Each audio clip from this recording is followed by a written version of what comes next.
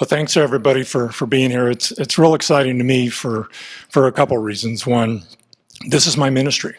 For 40 years, I've been in either law enforcement or the national security business trying to protect and serve people. But I do that because that's what God called me to do, and that's what He prepared me to do. So I do that oftentimes by teaching and helping people, but protecting and serving always. So for those of you that have had a chance to get to know me a little bit, you understand what that background looks like. I started out about 40 years ago doing security for a large shopping center like Park Meadows Mall when I was in college. So that's how I worked my way through school. Set up the alarm systems, hired all the people, wrote their manuals, did all the training. It was just part of what I was glued to do. My dad was a B-24 pilot in World War II, so I kind of have some good genetics that went in behind me. After college, went to LAPD, worked a unit called the Strike Force for Chief Gates. During the 80s, we were predators. Plain and simple, we were out marching and looking for bad guys that were killing and murdering associated with the street gangs in Los Angeles of every ilk. So I was trained by SWAT members. There was 30 guys, and they came and got me and said, "You're going." So I did, and had lots of fun in that process. One night in 1992, about 25 or 30 gang members tried to ambush and kill me on the job. When they couldn't kill me, they tried to kill my wife, Paula, who's been married to me for 37 years now, and our two sons, Justin, who was 9 at the time, and Brian, who was 2. And when they couldn't do that, I was retired out of the job and came to Colorado. After 9/11, I was asked to help in the aviation security world because flight attendants and pilots had no idea how they were going to survive on board aircraft. And so I was back to Washington fairly shortly after that. I did the crew member self-defense training program and the federal flight deck officer of the Army of the pilots. And I own my own business now called Dillard Group International, which is a bunch of guys like me out of law enforcement and the military and other special ops organizations in the intelligence world. And we work on national security issues. But because of the kind of events we've been seeing occurring around the world and across our country over the last several years, and the escalation of that, and the fact that as a Christian, I know that's not going to get any better until the second coming of Christ.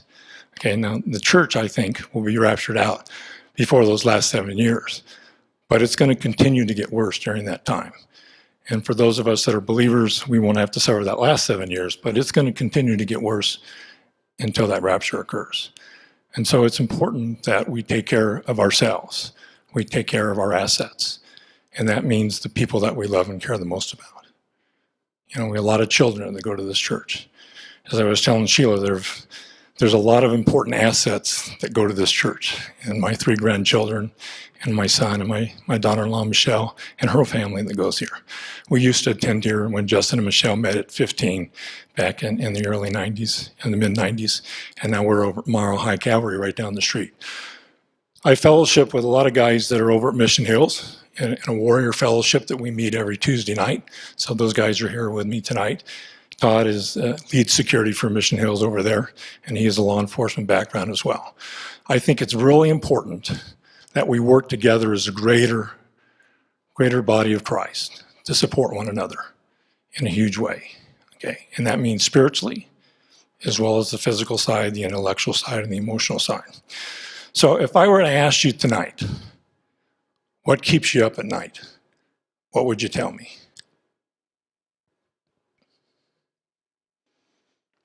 Why would you want to get involved with protecting your individual churches? Some of the guys from here tonight are part of the security team at Mile High Cavalry with me. Other guys are over there at Mission Hills. Did Texas get your attention? Especially coming on the hills of Las Vegas and the Thornton shooting and the driving situation in New York with the car being run down and the stuff that we're seeing every week across the country and around the globe. It's getting worse. Where's that coming from? Where does it start at? It starts with Satan, folks. He is that lion, that roaring lion seeking out whom he may devour. We live in a fallen world. And for right now, he's loosed on this world to do what he can. So do good people die every day through no fault of their own? They do. So for me, I want to help protect people so that they can grow in their walk for Christ. And I want to bring as many more to know Jesus before that time comes where that decision can't be made anymore. So I'm going to stand up against Satan and fight against that. So from a law enforcement, security, military perspective, we always start with the threat. And so when I ask the customer, whether it's the Department of Defense when I'm working with them, or Homeland Security, or the Office of Bombing Prevention, or even cops that I train from around the country, I ask them, what keeps you up at night? What scares you the most? So think about it from the perspective of your church. And we'll use Texas as an example. What do they call that kind of an event? We call it an active shooter event. You know, and for guys that are into shooting sports, that kind of ticks us off, you know, because it's really an act of murder. It's an act of killer, not just a shooter. Shooting in itself isn't wrong, but in that context, it certainly is. Are our churches prepared to stop those types of things? Probably not. So that's what we want to do. So an active shooter event, you hear this stuff all the time. And if you went on and Googled active shooter on the internet and asked for what should I do in an active shooter event, you might see something like a video I'm going to show you right now. It's called Run, Hide, Fight. It was produced by the Houston Police Department. FEMA shows it at DHS facilities around the country. You can see it on YouTube anytime you want to. That's how we're calling it up now.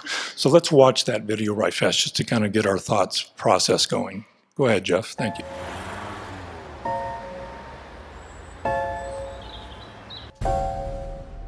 It may feel like just another day at the office, but occasionally, life feels more like an action movie than reality.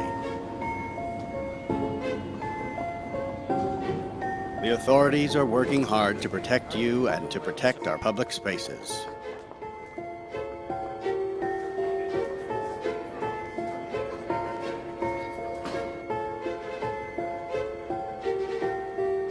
But sometimes bad people do bad things. Their motivations are different. The warning signs may vary, but the devastating effects are the same. And unfortunately, you need to be prepared for the worst.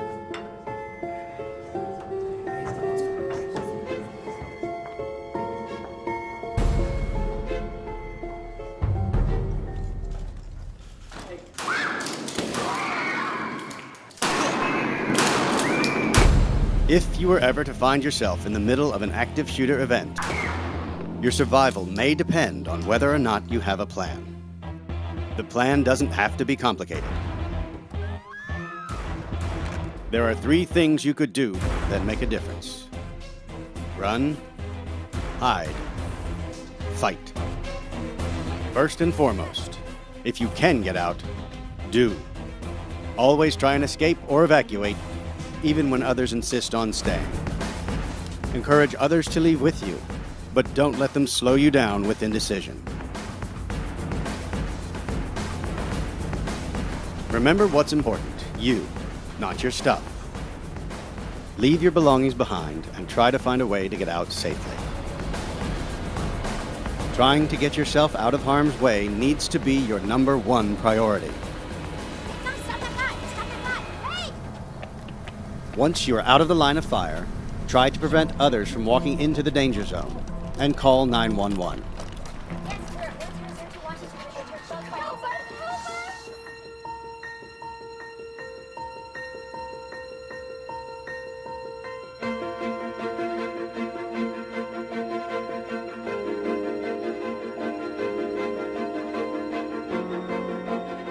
If you can't get out safely, you need to find a place to hide.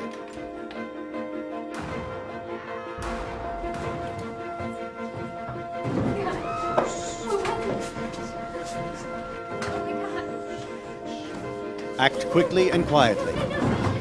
Try to secure your hiding place the best you can. Turn out lights, and if possible, remember to lock doors. Silence your ringer and vibration mode on your cell phone. And if you can't find a safe room or closet, try to conceal yourself behind large objects that may protect you. Do your best to remain quiet and calm.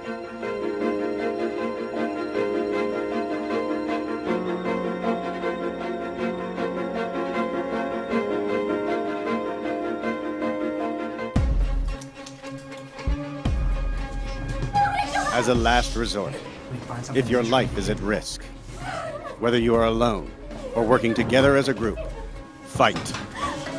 Act with aggression. Improvise weapons. Disarm him. And commit to taking the shooter down, no matter what.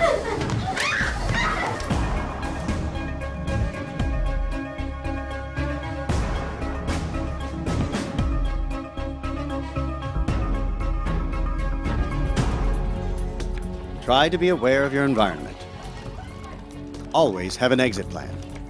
Know that in an incident like this, victims are generally chosen randomly. The event is unpredictable and may evolve quickly. The first responders on the scene are not there to evacuate or tend to the injured. They are well trained and are there to stop the shooter.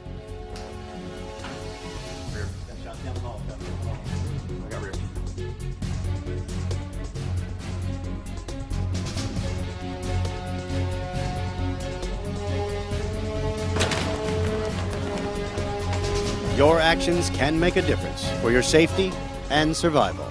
Be aware and be prepared. And if you find yourself facing an active shooter, there are 3 key things you need to remember to survive. Run, hide, fight.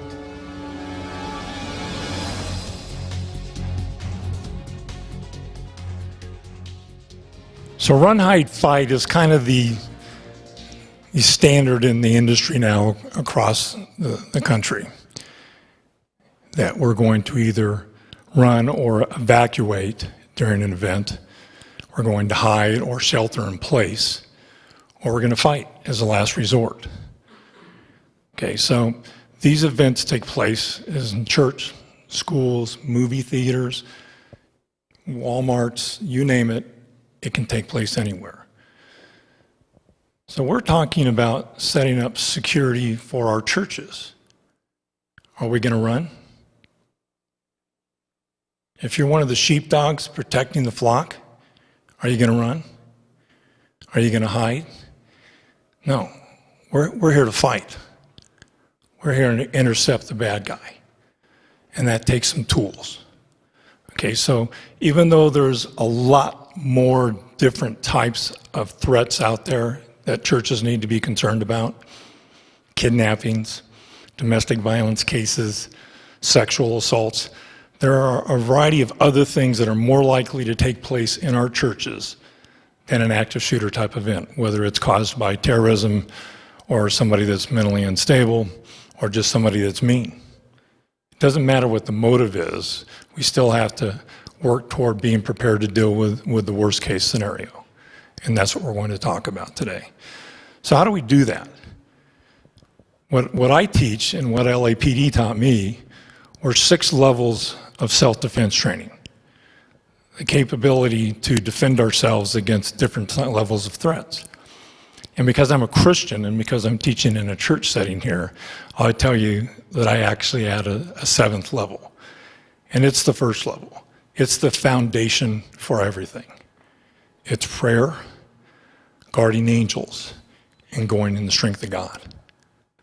Just like King David did as a warrior and his mighty men. That's what we have to do. We call upon the covering of the Holy Spirit to come upon us. I did it for 11 years walking down back alleys in Central and South Central Los Angeles hunting bad guys. I've experienced it. I've been face to face with evil. I can tell you what it's like to be face to face with that evil, and I can tell you what it's like to see Satan come face to face with the Holy Spirit or angels. I survived an attack by 25 or 30 guys for that very reason. Yes, I had some good training and I kept moving and I did the things that I was supposed to do, but make no mistake about it, by the grace of God, I'm alive tonight and my family's alive tonight. So prayer, guarding angels, and going in the strength of God, that's what we start our training with. So I'm just giving you an overview tonight.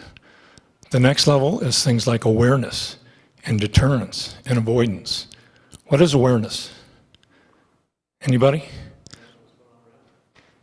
In a simplistic way, absolutely. Being situationally aware of the things that are going on in the environment we're around. But you know what else? It's also being aware and recognizing what a bad thing is happening right in front of you. If we walk down the street in certain areas of Denver, say, and Todd here, who's really good at the enforcement of narcotics and stuff like that, he's going to see things completely different than the way I do, or the way you do, because he's really good at it. In fact, Todd and I probably will see things you guys won't even recognize as a threat. So it's being able to recognize that threat and then knowing what to do about it. That's very, very important. Okay. So awareness is a lot of things. Who's ever heard of behavioral recognition skills? The Israelis do it all the time. When you go through the airport of Tel Aviv, you've been profiled, is what they call it over there, 9 or 10 times. Because if it looks like a duck and walks like a duck and quacks like a duck and smells like a duck, it's probably a duck. Okay? It isn't racial profiling, it's not ethnic profiling. They're looking for behaviors, facial expressions, body language, weapons cues, tactical cues. That's what we teach law enforcement. That's what we have to start teaching our citizens to do. That's what our church programs need to be aware of as well. So you can see somebody before they go sideways on you. Because not everybody's just going to jump out of their car out there and start shooting in the front door. It's not going to be that obvious. Hopefully we can interdict most of what's happening. And if we're aware because we've been trained to know what to look for, we know how to get the person help and we can stop it from going to the point where it becomes violent. Deterrence. Deterrence is knowing that we've got a security team and they're posted up around this place. So when you come to church here, Justin Dillard's standing at that front door and saying, "Hey, how you doing? Good morning, come on in."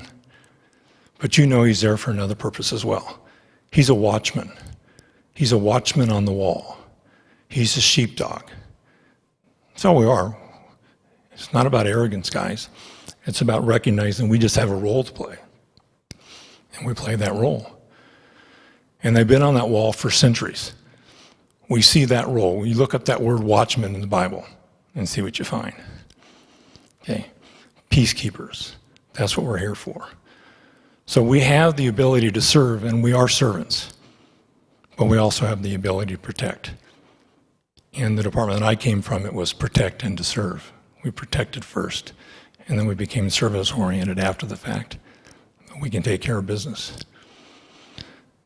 Awareness, deterrence, and avoidance. What's avoidance? Maybe it's just not putting ourselves in a position where we become the victim. Maybe we don't go to the ATM in the middle of the night by ourselves. Okay? Maybe we have a dog with us because that canine presence alerts people and says, "Stay away, he might bite me." So there's whole new levels that we need to learn to teach. There's empty hand control. If you have to put your hands on somebody. But before that ever happens, the third level is verbalization skills. How do we talk to people? How do we use command presence and our verbalization skills to de-escalate something? So if I say, "Sir, how can I help you?" And I'm looking at it in the eye, and I'm standing tall and I'm standing straight, and I can be kind and I can be gentle, but I can be firm at the same time. It says, "I'm in control. I'm here to help you. We're going to take care of this situation. If you need help, I can help you. That's what I do. It's one of my spiritual gifts. I'll help you. But don't think you're going to come in here and cause us problems, because I'll take care of that problem for you too." So it's a mindset, guys. It's a mindset. It's very important for us to understand that piece. So the verbalization skills, advising, warning, talking people down, de-escalating them is really, really critical. Then we get into things like empty hand control and balance and stance and movement, the basic fundamentals of self-defense training, which is very similar to what you see in martial arts. How many people have practiced martial arts, close quarter combat, defensive tactics in the law enforcement world? Different reasons for it. But this is self-defense. We legally have a right to defend ourselves. We'll talk about the legal rights that we have, both in federal law and state law that allows you to do what you need to do here to protect yourself and protect other innocent people. And then based off of church policies and procedures, the decision makers that the leadership chooses, you may have some other choices. You know, if we go all the way up to level 7, we're talking about deadly force. Are you willing to take another person's life in order to save yours or another innocent person? Are you willing to be the guy that runs toward the sounds of the bullet instead of away? Are we willing to work as a team to allow this sanctuary right here to be evacuated before people start getting shot so we can protect them and the children that are in the Sunday school classes on Sunday morning? Are we willing to dedicate the time and energy to train ourselves, to give ourselves the capability? And in that process, can we develop a fellowship amongst one another within each individual church and from one church to the next and across our country? Because that's what we need. We need citizen awareness and response. So whether it's in our church or at our school or in the shopping center, it doesn't matter. We've got to start to be able to do that, because guess what? Law enforcement, even though we all have this active shooter training that started and took place across the country after the first seminal event. Which event was that? Columbine, right? Columbine. So since that time, it's changed. And then another seminal event took place in Mumbai, India, where they came in and they had 10 terrorists, and they were using explosive devices and small arms fire and grenades and IEDs and all kinds of stuff. And so we started training our law enforcement in kind of an advanced active shooter training with small squad military movements. And not everybody across the country in law enforcement has that capability, and I doubt seriously that Littleton and Douglas County sheriffs have that capability at this point in time. But they do have active shooter training, and they'll come. But will they get here in time? So the fact is that if somebody stood up in this room right now and started shooting, what would happen? If Jeff back there stood up and started shooting, can I just start shooting back at him? If every one of you is laying down, maybe. But do you think that's going to happen in a shooting? Especially if we don't train our congregations on what to do. They're going to run, just like they did in a movie theater. And guess what they did? They ran right deeper into the kill zone. You can't outrun bullets. Who remembers watching what was happening that night in Aurora on the television? It was sad, wasn't it? It was scary stuff. We're like, now we can't even go to the movies without risking something like that happening. My wife Paula and I met when we were 15. We've been married for 37 years with the 2 boys and 4 grandkids. It's been a really cool life. She's been a cop's wife. Things have been rough at times for her, but she's a lovely person. She's 5 foot tall, Asian, very unassuming, very quiet, the opposite of me. And I said, honey, what would we have done if we had been in that movie theater? She said, I'd have laid on the ground and you went and killed him. There was no doubt in her mind exactly what would have happened. And I know exactly what I would have tried to do to make sure that I saved not only her and myself, but everybody else in that movie theater. But I've been trained to do that. Greater love hath no man than he's willing to lay down his life for his friends. So it takes a mind change, a mindset change, to even use deadly force. After 9/11, when we had the flight attendants and pilots started coming to me and they're saying, well, I'm scared to death to get back on a plane. I don't want to get my throat slit. I don't know how to fight a terrorist at 35,000 feet. The first thing I had to do is take a look at the psychology of flight attendants and pilots. They didn't sign up for that business. It wasn't like I was training law enforcement or military at that point in time. I was training civilians. So we brought in a behavioral psychologist named Lieutenant Colonel David Grossman. Some of you have probably had the chance to see him. I know some of you have been here with me a few weeks ago down in Colorado Springs. And he talks about the sheepdog mentality and the ability to be willing to protect, to be that guardian. It's a cool deal. It really is. But it takes training. We will fall back on our training. In an emergency, we will fall back on our training. But guess what? Before we get to that training, we also need some other things going on, guys. And we do this in the military, and we do it in law enforcement. We do it across the board, even in big corporations. But we don't do a great job of it at churches, at least when it comes to security. We start with planning. We need an emergency operations plan. And there's a lot of information out there how to do that. Well, I'm going to help this church do it. Todd, I'd love to work with you to help you guys do the same thing if you need to update your plans, and we'll be doing the same thing at Mile High, and we can share information. So we work on the planning. We have plans that are specific to an active shooter. We have policies that are decided who's going to be able to carry firearms and who's not. Leadership has to make those decisions. So the leadership of the security team and I will sit down with that leadership and explain those things and what's that look like.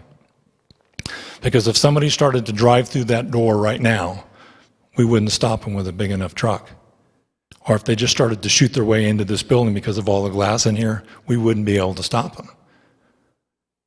Unless we have the training and the tools to do that. And if we don't give the tools to our security teams, then the consequences we suffer may not be acceptable to us. So hard decisions have to be made. Because as Christians, we want to be outreaching to people. We want to love and care for people. We want to welcome people into our church. But unfortunately, the wolves will come in amongst the sheep. So we have to be prepared to do it. So we've got to teach our congregations, are we going to evacuate or run? Are we going to hide? And if so, where? So how do you run? How do you hide? How do you fight? See, right now, if somebody jumped up in here, a bunch of us would jump on them real fast. And we probably wouldn't even have a return shooting. You know, I'd be flanking them. I'm sure Todd would be flanking them. A number of you guys are probably carrying, you'd be flanking them. But the fact is, most shootings occur within 7 to 10 feet, and it's a lot easier just to take the gun down and away from somebody than it is to actually return fire in the middle of a crowd, like a theater. Okay. So that's what we're going to learn how to do as part of our security teams. And I'd like to see us working together, because if something happens at Mile High Calvary, and we need to evacuate, or we have a shooting and that turns into a crime scene there, it sure would be nice to be able to go across the street to Mission Hills or come here to Centennial Covenant to know we're amongst people that love us and care for us, and we can work together to work through these things. That's part of our after-action report and some of the things that have to happen. So we do planning, we do training, and then we do exercises. Sometimes those exercises look like situation simulations. How many people carry a concealed weapon? Anybody? Okay. How often are you shooting? You don't have to tell me that. Are you confident that you're going to get your rounds on target, especially in an environment like this? So not only do we need good training if we're going to use firearms, but we also need to practice our verbalization skills. How to de-escalate stuff. How to put hands on people, how to stand when we're talking to somebody so we don't look offensive, but we're ready to go to battle if we need to protect each other. How do we post up in this church? When I walk through this church, I think about the threats. I look at the vulnerabilities associated with the way this church is built, okay? And I think about the consequences associated with an attack that's successful. And I think, how am I going to counter that? How do I build a team? So we need a security operations plan. Who goes where, who does what, at what time? When do we lock the doors? Are we going to lock the doors to our churches? Yes, we are. At some point in time, once that congregation is in the sanctuary, in the worship center, we're probably going to lock that door. Now, we're going to have somebody standing at that door ready to open it up if somebody shows up and say, come on in. Who's going to evaluate that person and make sure he's not carrying a backpack and an IED or a firearm in it. We're not going to make it easy for them. And we're going to have people in the congregation as well that are doing the same things, who understand that if a shooting starts out there and we need to evacuate this center because the weapons that are used today are going to go right through that glass and right through those walls, we need to evacuate. We're going to run. So there's an exit there, that gets us to the outside. Now, if we go to the outside, what's to say we don't have another shooter out there? We're not running right into another kill zone. That means one of us has got to get there first to clear it. So there's lots of considerations that go into developing a security operations plan. We train to the plan, and then we exercise to the training. And the exercise part is fun. Because then what we'll do is we'll come in here and we'll get weapons like airsoft weapons, and we'll shoot at each other for real. And it kind of hurts, but it's really fun. And it's different than paintball. You don't have a hopper that allows you like 52,000 rounds on top of a paint gun, right? I have a weapon that looks exactly and functions just like my 9mm Beretta, my 92F. It fits in the same holster. And I get 15 rounds in each magazine. That's it. So if I run out of rounds, I've got to reload. And we'll bring guys in like Jimmy Graham from the Navy SEALs, who's a great shooting instructor, and we'll run scenarios. And Tim will tell you, I can be a scary guy at times. I'll be the bad guy. And we'll work. We'll work on the scenarios that may happen here, but not just the shooting stuff. What if somebody comes in off the streets? We're not too far away from the freeway, and they're hungry and they're destitute, and they're dirty and they're smelly, and we don't know, and they're asking for help, and we're going to help and we're going to do the best we can. But we don't know that they might have a knife that could come out and slit somebody's throat at any minute. And they might get violent. They might be mentally ill. I've seen it. I've handled 3 slit throats on a 5-day work week on the exact same street corner in downtown Los Angeles. It happens that fast. And it's over silly things like who took the last swallow of the short dog bottle of wine. Okay, that kind of stuff happens every day in this country. It could be a domestic violence case that spills into the church. You know, we might have a mom that's a single mom now, and dad comes to take her kids away from him, and he didn't have a right to do that. And we have to stop him. Do we have the procedures in place to protect those children so that dad just doesn't show up and says, come on, Johnny, you're going with me. And all of a sudden we got an Amber Alert running. So lots of things to consider, lots of skills to develop, and lots of things that we can do to have fun as we do the planning, the training, and the exercises on this. So that's the overview, guys. I commend you for being here tonight. I'm really happy that you are. I really hope that we'll be able to do some joint training between the churches and have some fun, maybe even if it's just on a quarterly basis or whatever, but I'll reach out to Todd and to Justin here and to Don Lee in charge of security over at Mile High, and we'll work some stuff together, and we'll have some fun. And guess what, guys? There's an opportunity here not just for fellowship amongst ourselves, but for outreach into the community. Because the more of us that become prepared to protect, then we can protect our schools. We can be the one that's going to protect the shooting that takes place in the next movie theater. We can reach out and touch people's lives because we're saving their lives. Do you think if you save somebody's life, you get a chance to tell them about Jesus, they want to listen to you? They do. I've been able to do that on a number of occasions. And it's a really cool thing to do. You know, the other part about this fellowship, how many guys are in the military? Any men, women in the military? Thanks for that service, I appreciate it. For those of you that were in the military or in law enforcement or maybe as a firefighter, there's a camaraderie. There's kind of an esprit de corps that we get a taste of in athletics. I know that Justin does a really good job with Complete Game Ministries and Athletes in Action with the baseball guys, and some of you have been able to participate in trying to create that camaraderie. But there's something very special about putting your life on the line and going in harm's way together that says, I've got your back and you've got mine, that creates a really deep fellowship. Again, camaraderie and esprit de corps.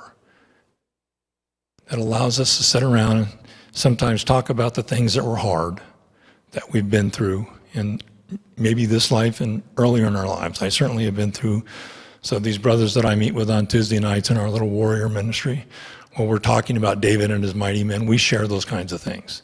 It's really cool. And that's not just for men. It's for men and women. Because we can all be warriors. Do you think we need prayer warriors? You think it would be valuable for us to take a walk around this church in prayer praying a hedge of protection, calling upon God's guardian angels and the power of the Holy Spirit to protect this church? Do you think that's real and that's tangible? Does that mean something? That's really cool. That's deep fellowship with the Lord and with each other, and of great value. So we need prayer warriors. And I'll tell you what, some of the mightiest prayer warriors I've known in my life are women. Great prayer warriors. Doesn't mean we have to always go physical battle all the time, guys. What did Paul say? It's not, we wrestle not against flesh and blood, but against principalities and powers of darkness. It's very spiritual. So we need to be very spiritual. So that is the presentation for tonight. Just a good overview. Before we kind of walk through some of the stuff specific to this church that hopefully will give the rest of you an idea about your own churches, I just want to see, do you have questions?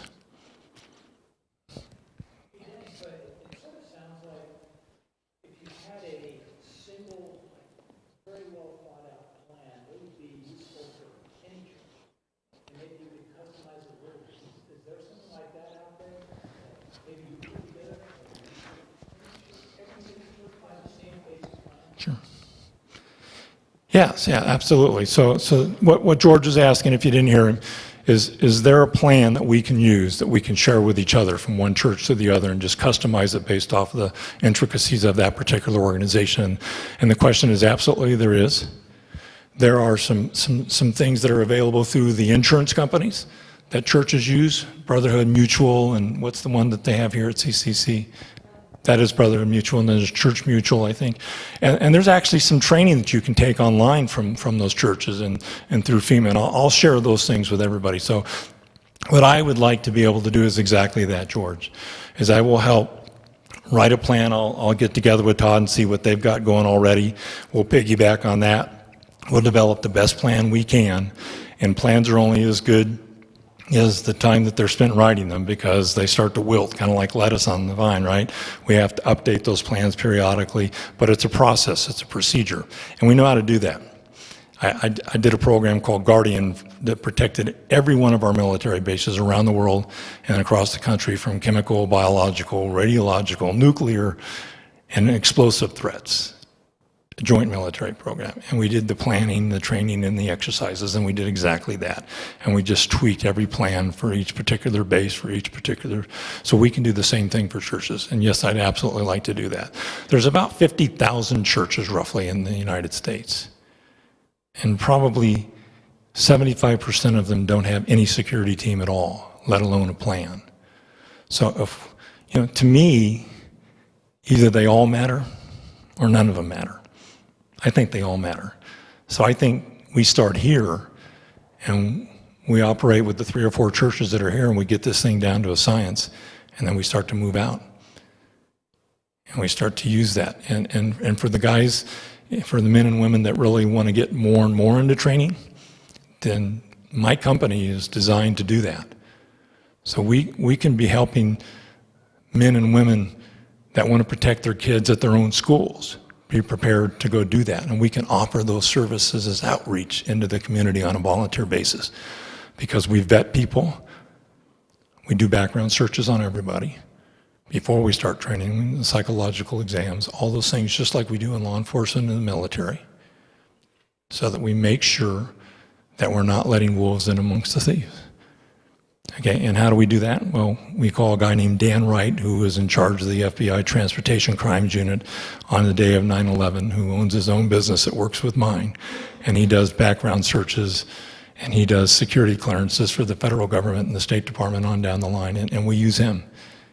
And Dan will make sure that what we do is going to be appropriate and effective for us when it comes to the vetting process, and it's all consistent and it's legal. Because we want it to be legal. We want it to be medically defensible, psychologically defensible, tactically defensible, and we want it to work. We want it to be effective, appropriate, and effective. And so we can do exactly that with our planning stages as well. And then we can train. And we train on certain skills. So Jimmy Graham and his group of folks that have a program called the Able Shepherd Program, they shoot all the time down here. They have a specialized training center here off of Aurora near the Centennial Gun Club, just across the road from Centennial Gun Club, across the field rather. And it's an active shooter training center. And they have a lot of fun. And you can shoot long guns and handguns, and you can get great skills training there. And then we come back and we put that into place here at the church. And it isn't just all about shooting, guys. It isn't all about shooting. It's about hand-to-hand, and it's about verbalization skills, and we'll be working together to do that. So that's the goal. So go about doing that in that way. Any other questions? Sheila? I was wondering if the other churches represented here have protocols in place, if some would be willing to share some of their key successes or what they have done. It's just great to hear from one another, too. Todd, do you have anything you'd like to share? I don't want to put you on the spot, brother, so, but I did. We do some training. Just remind, like some of the door greeters, the people in the parking lots, the parking lot attendants. They're not on our security team per se, but they kind of are. It's like different levels of security. So I remind them that if they see something that looks unusual, to call it out on the radio. The door greeters, same thing. I remind them that they're the second level. The ushers in the church are the third. And we're all creatures of habit. We park in the same area in the parking lot, go in the same doors, sit in the same seats in the worship center. And so when we see somebody that may be a visitor, just come up and greet them and ask them, just welcome to the church, and ask them if they're here with somebody, and just kind of get their guard down. And then most people are there to meet people and become part of the church. But just by doing that and being alert, some of the things that Denny talks about, just behavioral issues that people have, or profiling them, and how they're acting and what they're up to, and we do that every day. But just being trained as a citizen to know what that looks like. As I always tell some people that, like people in the health industry, they automatically identify some person by the color of their skin, if it's grayish, or if it looks like they're about ready to die from heat exhaustion, or they have a limp, they have a stroke victim where their face is kind of drooping on one side. They're trained to do that. Well, we all need to be trained to identify threats. And some people, like Denny says, it can happen in a split second, but if you keep your head on a swivel and look around and know your surroundings, just situational awareness, then hopefully you can prevent some of that stuff. But just getting everybody involved is basically what I remind people at our church to keep an eye out and just work together. Yeah, because thanks, Todd, appreciate that. Even, like at our church, basically the security team are the ushers and greeters. And so they're in a position to see what's going on and interact with people and to talk. And a few are carrying weapons, and a few of us are standing back and kind of oversighting that thing. And I move around in the back of the church a lot in case something happens in the congregation. I'm ready to go right to the problem spot during the service. So, most churches call them safety and security teams. So what's the difference between safety and security? I talk about that in the aviation industry a lot. So safety, there's a finite number of things that can go wrong, like on an airplane. Maybe there's 50 gabillion parts on that airplane, but we can figure out a way of fixing those 50 gabillion parts, and we can figure out a primary way, a secondary way, and a tertiary way. So we have all these redundant backup systems to make sure that if something breaks, we're going to fix it. So the FAA has gotten really, really good at the safety stuff. OSHA is as well. So there are always safety issues. Security is a completely different breed. Security deals with human behavior, and it can go sideways in any number of ways. And it's only bounded by the imagination of the bad guys. So we have to completely play a cat and mouse game all the time. So Safety is important, so you might have nurses and firefighters and emergency medical technicians that are part of your safety and security team, and we can cross-train each other. So if somebody has a heart attack or somebody goes down for whatever reason, we can respond in that way as well. But make no bones about it, safety and security are two distinct different things. And if they're both dogs, one's a pit bull and one's a poodle, right? And so we have to stay focused on the security aspects, and with DGI, that's what we do. We stay focused on the violent crime and terrorism that's, plaguing our world. Anybody else? So if a shooting started out there and we had officers, or not officers, flashback, if we had security folks posted at the front door and one at the door around the corner and one down near the children's section, and I'll walk you through there in just a minute, and that shooting started to come this direction, what would we want our congregation to do? Are we going to shelter in place? Are we going to hide around these walls? We're going to evacuate, right? And so we have to put an evacuation plan in place, and we have to have people to lead that evacuation. We have to give some thought to what about the children that are out there, and we have to engage the suspect out there. If the shooting starts here and everybody goes around, we have to have a plan on how we're going to take that shooter, or even if it's not a shooter, somebody with an edged weapon or somebody is just being crazy, we have to respond. So we have to have people in the sanctuary or in the worship center as well as outside. And things start out in the parking lot when people are coming to church and when they end at church. So we have to remember we have responsibilities out there as well. And if a shooting started out there, would it be nice to have top cover? Are you guys putting anybody on the rooftop at all? I give this a lot of thought, guys. And the reason I do is because I have to think about where every bullet goes when I shoot it. And so do you now. So we've got an apartment complex over here. So where are we going to engage somebody that starts shooting at the parking lot out there that we're not worried about rounds carrying down range and going into and shooting somebody out there? But if you have a high angle and you have cover, the round will go into the ground if you miss, and it's less likely to do damage to somebody else. Now, do we want guys standing at port arms on top of our rooftops with an AR weapon? We don't. So we'd have to get up on top and take a look and see if we can create some kind of a blind so they're not even noticeable, and see if they've got a good enough field of vision and field of fire that we could effectively do it. But it's a consideration. And then church leadership has got to make a decision about that. I just want to make sure that we make educated decisions based off of the reality of what's going on. Okay. Because right now, there's not a lot of cover in this building, especially against a .223 round coming out of an assault rifle. Any of these walls, it will go through. The brick walls outside, the cinder block, it will go right through it. Certainly the glass and those little pillars out there. So let's take a walk around. I'll show you what this is going to look like, and then we'll kind of talk about how many people we need to do that, and then we're going to come back in here real quick after that and talk about what our next steps are, okay? Thanks.